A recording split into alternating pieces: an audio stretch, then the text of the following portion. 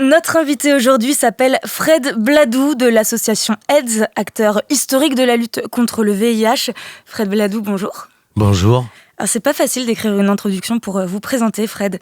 Alors, vous travaillez pour AIDS, certes, mais vous avez toujours été un militant. Vous portez des luttes, plusieurs luttes, et à travers elles, la voix de milliers d'hommes, de femmes, d'êtres humains qui sont confrontés au VIH, à la maladie, une maladie qui ne se limite pas au corps. Fred, comment est-ce que vous avez commencé à militer ? Vous avez dit acteur historique, alors on les appelle aussi vétérans SIDA. C'est le terme qui est le plus choisi aujourd'hui. En fait, mon histoire, elle est liée, mon histoire professionnelle ou mon histoire activiste ou militante, elle est intrinsèquement liée à ce que je suis. Moi, j'ai été contaminé très jeune, en 1986, contaminé à VIH. C'est un peu l'histoire de mon combat et l'histoire et la genèse de mes combats. Voilà, aujourd'hui je suis très impliqué, comme vous venez de le dire, sur les questions VIH bien évidemment, et je travaille pour AIDS. Je suis passé par ACT UP pendant plusieurs années, donc de toute façon je suis un activiste SIDA et un militant SIDA. Je suis aussi énormément et vraiment engagé aujourd'hui de plus en plus sur la question de l'usage de drogue et la question des usagers de drogue. On va en parler, ne dévoilez pas tout de suite. D'accord. Dans les années 80, le contexte en France, le rapport au VIH et au SIDA politiquement et socialement, c'est quoi ? Comment ça se passe ? Alors, le contexte d'abord médical, à partir de 83 et un petit peu avant aux États-Unis, mais en tout cas on peut dire à partir de 83-84, aucun traitement, énormément de gens qui se contaminent, majoritairement des groupes vulnérables, ce qu'on appelait les 4 H, héroïnomanes, homosexuels, haïtiens, par extension personnes noires originaires d'Afrique subsaharienne et hémophiles. Donc le contexte, c'était quand vous étiez contaminé, on avait très peu d'informations. Il a fallu attendre l'équipe de Françoise Barré-Senoussi, prix Nobel de médecine, pour savoir et identifier ce que c'était que le virus du sida, virus dont on ne connaissait rien, on n'avait absolument aucun traitement. C'est-à-dire que jusqu'en 1900, en gros, de 83, on va dire, jusqu'à 1995, l'apparition des traitements antirétroviraux, on n'avait absolument aucun traitement pour nous permettre d'espérer ou de vivre pour combien d'années, on n'en savait rien, mais on n'avait aucun traitement. C'est-à-dire que quand on passait du stade de personnes vivant avec le VIH, de séropositif au VIH, à un stade SIDA, on savait absolument pas pour combien de temps on pouvait être emporté très très rapidement d'une maladie opportuniste. Voilà, c'était l'incertitude permanente. Donc, il y a un chiffre qui m'a beaucoup interpellé dans votre parcours, 10%. C'est quoi 10% pour vous ? Je pense que ça doit être à peu près ce qui doit rester comme séropositif contaminé dans les années 80, encore en vie. Et en le relativisant, aujourd'hui, j'ai pas de données vraiment stables ou fixes là-dessus. Ça dépend des pays, des contextes. Parce que je pense que dans les pays blancs, dans les pays du Nord et dans les pays riches, naturellement, notre espérance de vie n'est pas la même que dans les pays du Sud. Parce que il y a toujours autant d'inégalités d'accès au traitement, d'inégalités dans la prise en charge. Toutes les lois répressives, sérophobes, homophobes, toutes les problématiques de sexisme, d'atteinte envers les travailleurs du sexe, des usagers de drogue, tout ça nourrit l'épidémie depuis des années. Et c'est pour ça que je vais en revenir à votre deuxième question. C'était quoi le contexte médical? On en a parlé. Le contexte politique, ça a été une indifférence totale, parce que de toute façon, les personnes qui étaient touchées par le VIH, c'était pas la population générale, c'était pas les gens blancs insérés majoritairement, c'était des drogués, des PD et des noirs. Très sincèrement, je vais le dire comme je le pense, on a été totalement abandonnés pendant des années et des années. Heureusement qu'ACT UP l'a mis en avant, heureusement qu'ACT UP aux États-Unis d'abord a protesté contre cet état de fait. Donc voilà, il a fallu attendre, je crois, 1984 ou 1985 pour que François Mitterrand prononce le mot sida. C'est-à-dire que pendant des années, on était complètement abandonnés à notre sort, avec toutes les lois. Alors, c'est passé par le RN, par le FN de l'époque et Jean-Marie Le Pen qui voulait ouvrir des sidatoriums pour nous enfermer, pour qu'on évite de contaminer les gens dans le métro. Enfin, vous voyez, on est passé par tous les stades. Et pour finir, c'est pas encore terminé aujourd'hui. Aujourd'hui, on n'est pas encore dans une égalité.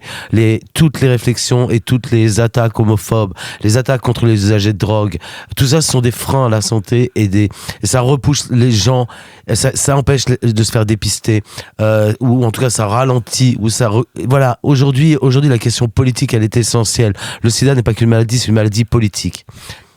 Et il y a un rapport au sida, à la perception des personnes qui portent le VIH qui a changé. Vous, est-ce que vous sentez que la société regarde les séropositifs différemment à l'heure actuelle que dans les années 90 ou même à l'aube des années 2000 ? Oui, je pense. Ça veut pas dire qu'on a réglé les questions de sérophobie. Elles sont toujours présentes. Vivre avec le VIH, c'est toujours très très facile de le dire, de l'exprimer, de ne pas être jugé. Donc ça existe toujours. On peut toujours être rejeté parce qu'on est séropositif au VIH. Et donc on doit travailler toujours sur cette question de sérophobie, d'intégration dans la vie professionnelle. Parce que c'est bien de vivre. Aujourd'hui, on a des traitements qui nous permettent de vivre et d'avoir une espérance de vie qui est équivalente à celle des autres, qui ne sont pas contaminés. Sauf que si derrière c'est pour ne pas avoir de boulot, être jugé, ça permet pas une bonne qualité de vie. Après, je pense que ça a changé. Je pense que d'ailleurs, je pense que le sida ne fait plus peur. Parce qu'il n'y a plus de morts ou très peu de morts, donc ça ne fait plus peur, ce qui est problématique aussi. C'est ce que j'allais vous demander, en quoi c'est problématique ? Parce que je pense qu'il suffit de regarder les études qui sont menées auprès des jeunes et leur niveau de... Alors attention, c'est pas une attaque contre les jeunes que je suis en train de faire, c'est pas de leur faute, c'est de la faute des pouvoirs publics, c'est de la faute du ministère de l'Éducation nationale, c'est de la faute du ministère de la Santé. Aujourd'hui, on veut des vraies campagnes auprès des jeunes, et pas que sur le VIH, pas que sur le sida. On veut des vraies campagnes sur la santé sexuelle, on veut des vraies campagnes sur la contraception, sur le plaisir, sur la santé sexuelle. C'est impossible aujourd'hui qu'on laisse les jeunes dans un désarroi totale et dans une méconnaissance totale de tout ce qui est lié à leur sexualité, en fait. Pour des questions qui sont des questions de morale. On est en France en 2024. Aujourd'hui, les jeunes femmes ont le droit de parler de plaisir, on a le droit de les éduquer autrement qu'en leur parlant de grossesse. On a le droit de parler aujourd'hui et d'avoir un discours adapté aux sexualités des gays. Enfin voilà, aujourd'hui on vit encore, c'est le Moyen-Âge ce pays au niveau de... Enfin le Moyen-Âge c'est un mauvais... Mais c'est le 19e siècle en termes d'approche, de discours sur les sexualités. Récemment, plusieurs études et plusieurs rapports sont sortis. D'une part, on constate que les jeunes Européens utilisent de moins en moins le préservatif comme mode de contraception, ainsi que la pilule contraceptive. Donc là, on s'intéresse davantage aux moyens de ne pas tomber enceinte que de ne pas attraper d'IST. Mais dans le même temps, en Europe, certaines IST, la contamination à certaines IST augmente d'année en année.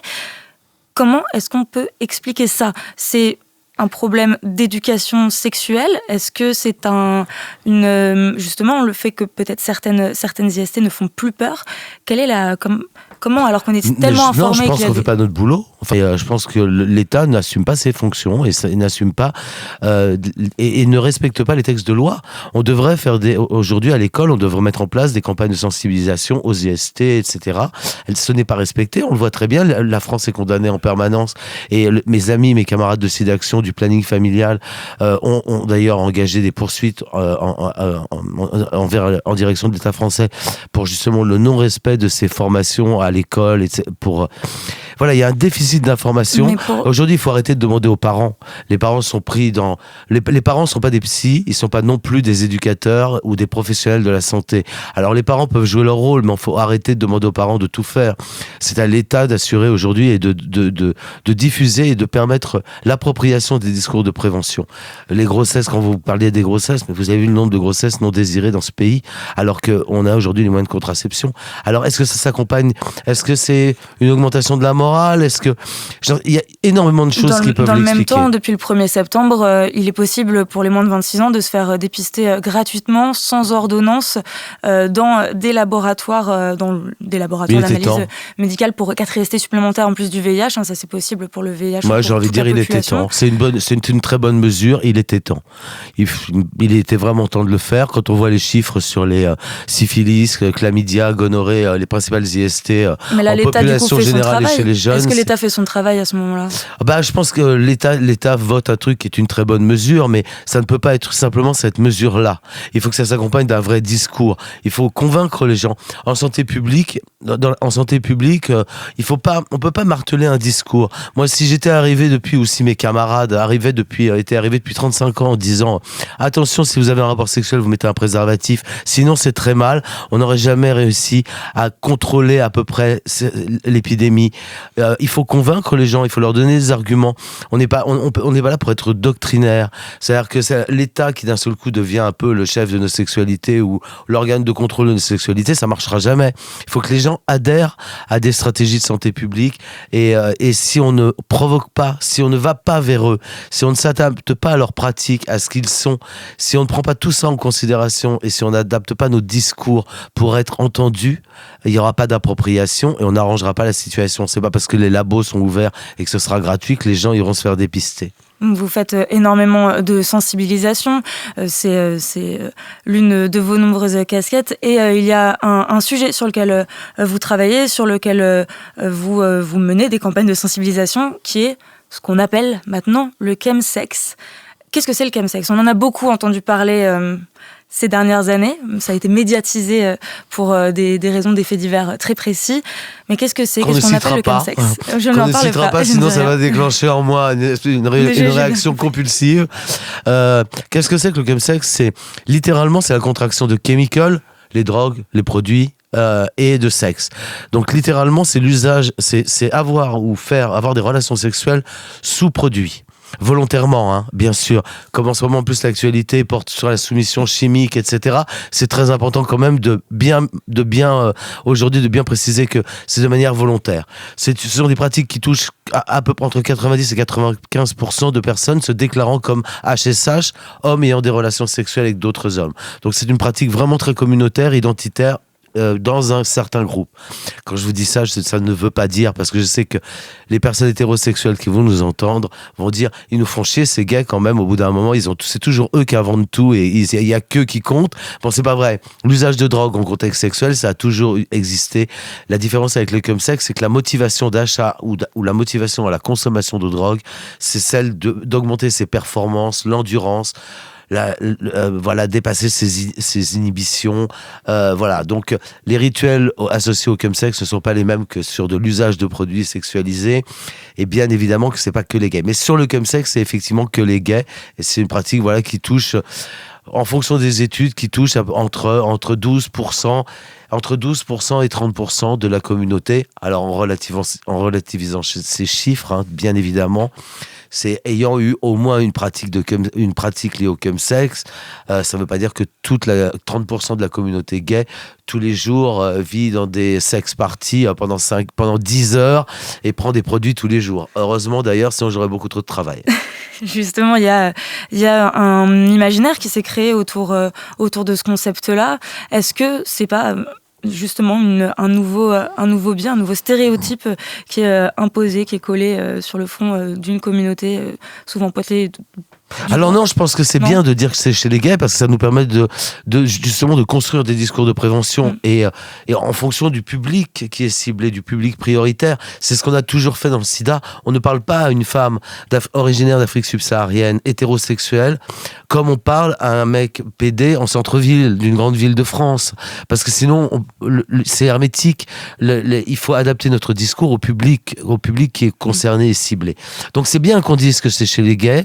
Après, aujourd'hui, attention, le dérapage est toujours extrêmement aisé d'un seul coup de passer d'un truc factuel à la stigmatisation des gays. Ah mais ces gays, ils ne pensent qu'à avoir des rapports sexuels et à prendre des drogues, voilà. Donc on l'a vu sur certains faits divers très médiatisés que d'un seul coup la stigmatisation, ou en tout cas voilà, essayer de faire passer des trucs homophobes sous couvert d'un problème qui est un problème de santé publique et pas de morale. Hein. C'est pas nous qui avons inventé le fait de prendre des produits un jour pour avoir des rapports sexuels. C'est vieux comme le monde. Boire une bouteille de vin pour avoir un rapport sexuel. Exactement. Vous donnez le bon exemple quand on voit le nombre de personnes qui ont besoin de 2 whisky pour pouvoir aborder quelqu'un dans un bar ou pour pouvoir avoir un rapport sexuel pour se détendre ou de fumer du cannabis. Bon, mais c'est pas du chemsex, bien évidemment, mais donc c'est vieux comme le monde. La seule chose, c'est que le chemsex, ce sont de nouveaux produits, des psychostimulants, majoritairement ce qu'on appelle la classe des catinones, hein, les nouveaux produits de synthèse, donc qui peuvent entraîner naturellement des risques pour la santé, des risques psychologiques très forts, des risques de décès. Voilà, donc c'est en ça qu'il faut s'en préoccuper. Et par ailleurs, ça peut aussi amener ou en tout cas faire augmenter potentiellement les contaminations à VIH. Donc il faut voilà, c'est un problème très complexe et auquel il faut répondre par une approche en santé globale et surtout pas jugeante et stigmatisante. Bien sûr, et du coup, j'aimerais savoir comment est-ce qu'on fait pour faire de la prévention, pour avoir un discours juste et adapté, surtout quand il s'agit de chemsex qui s'allie des problématiques très différentes, purement de santé physique, mais d'addiction. Comment est-ce qu'on arrive à trouver le juste milieu ? Comment est-ce que vous faites pour parler justement de chemsex ? Alors la prévention à l'usage de drogue, ça peut-être que, enfin, j'ai pas un seul de mes camarades addictologues dans ce pays qui aujourd'hui dit j'ai le bon discours pour que les gens ne se droguent pas ou ne boivent pas ou ne fument pas. C'est bien de faire des campagnes de prévention en mettant en avant les risques éventuels qu'on peut rencontrer, mais on sait très bien que c'est pas parce qu'on va répéter toute la journée la drogue c'est de la merde ou la drogue c'est mal ou la drogue tue que les gens vont pas se droguer. Pourquoi ? Parce que les déterminants psychologiques, le contexte, nos psychotraumas, ce qu'on est, des événements dans la vie, tout un ensemble de choses qui font que chacun ou chacune d'entre nous, on est différents et qu'on a tous nos propres problèmes, nos traumas, nos trucs, nos histoires dans nos cerveaux et que parfois pour beaucoup de gens, la réponse, ça va être de picoler ou ça va être de se droguer ou ça va être de fumer, j'en sais rien. Donc aujourd'hui, par exemple, sur le chemsex, ce qui est très intéressant, c'est de regarder que les facteurs de vulnérabilité, pourquoi certaines personnes tombent dans des conduites addictives très sévères et prennent de gros risques, parce que c'est pas le cas de tout le monde, hein, avec le chemsex. Certains peuvent avoir une pratique de chemsex une fois par trimestre pendant 4 heures. Bon, sincèrement, à moins d'avoir des co-vulnérabilités, d'être cardiaque et d'avoir 77 ans, on risque pas non plus de mourir à chaque fois. La seule chose, c'est pas pour autant qu'il faut le faire. C'est pas pour autant qu'il faut. Ah bah c'est vraiment qui veut dire ça. Hein. Je suis aussi formé en addicto et en sexo, donc je suis pas du tout quelqu'un de prosélyte. La seule chose, c'est que pour pouvoir intervenir intelligemment, il faut comprendre les déterminants. Aujourd'hui, on le voit, les facteurs d'isolement, d'homophobie structurelle, ressentie, sont des facteurs qu'il faut prendre en compte. Pourquoi est-ce que majoritairement ça touche les gays ? Parce que le sentiment d'isolement très fort, parce que le contexte homophobe, parce que les violences, parce que le fait, les inégalités de traitement, vous voyez, en plus, c'est drôle qu'on fasse, enfin, c'est drôle, non, mais le hasard fait parfois bien les choses. C'est intéressant de voir que on réalise cette interview ce matin, le lendemain de la nomination d'un Premier ministre qui s'est opposé à la dépénalisation de l'homosexualité. Vous voyez, franchement, on peut comprendre aisément que pour beaucoup de gens, aujourd'hui, vivre son orientation sexuelle, même en France, c'est encore extrêmement compliqué. Alors là, on va parler des gays parce qu'on parle du chemsex, mais attention, là, j'oublie pas mes camarades lesbiennes et mes camarades trans et tous les gens dans nos communautés, dans les minorités de genre ou minorités sexuelles. Mais ça représente un contexte anxiogène, problématique, qui fait que on ne vit pas peut-être sa sexualité librement, tranquillement. Les violences qui sont rapportées dans les médias en permanence sont des critères d'angoisse qui font que comment est-ce qu'on fait pour se libérer ? Peut-être que le chemsex, c'est enfin se sentir vivant et se libérer et se rapprocher d'un groupe. C'est peut-être ça là-dessus qu'il faut travailler, plutôt que de dire la drogue c'est mal. Pour celles et ceux qui nous écoutent et qui auraient besoin d'être aiguillés, conseillés, qui se sont reconnus dans certaines paroles, dans certains mots que vous avez eus, où est-ce qu'on peut les diriger ?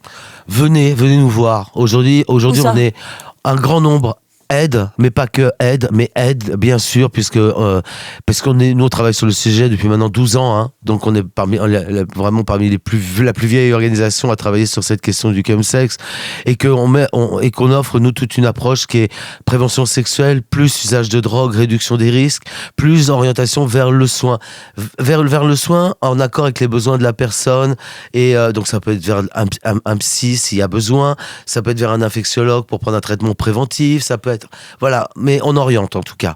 Et surtout, on a une approche, si vous venez chez nous ou chez mes camarades d'autres structures, mais ça, vous les trouverez aisément, au moins vous ne serez pas jugé sur vos pratiques ni sur votre orientation sexuelle.